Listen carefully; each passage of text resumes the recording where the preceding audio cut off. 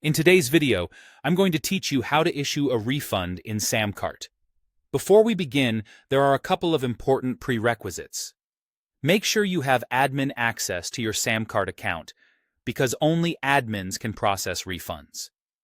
Also confirm that the order you want to refund exists in the orders area. Finally, remember that refunds are actually handled by your connected payment provider. SamCart sends the request, but the funds move through SamPay powered by Stripe or through PayPal, depending on what you've connected. Let's start by finding the order. Log into SamCart and head to Orders. Use the search tools to quickly locate what you need. You can search by customer email, order ID, or product name. If you have many orders, refine your search to narrow results and make sure you're opening the correct record. Take a moment to glance at the order details, things like the product purchased, the amount charged, and the date, so you're confident you're working with the right transaction. Once you're in the correct order, click Refund.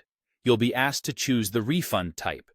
If you select a full refund, the entire charge will be returned to the buyer. If you select a partial refund, enter the exact amount you want to send back. Double-check the amount and the currency before you proceed. Partial refunds only return what you enter, and the remaining balance will stay on the order unless you process additional refunds later. When everything looks right, confirm the refund.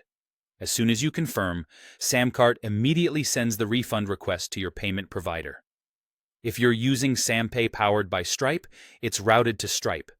If you're using PayPal, it's sent to PayPal. The money will be returned to the original payment method once the provider processes it. Processing times can vary. Many refunds appear within a few business days, but banks and card issuers may take longer to post the credit. Inside SamCart, the order status will update to refunded or partially refunded after the provider confirms the transaction.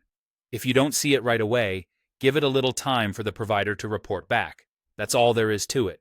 To recap, confirm you have admin access, find the order in the orders area, click Refund, choose full or partial, and enter the amount if needed, then confirm.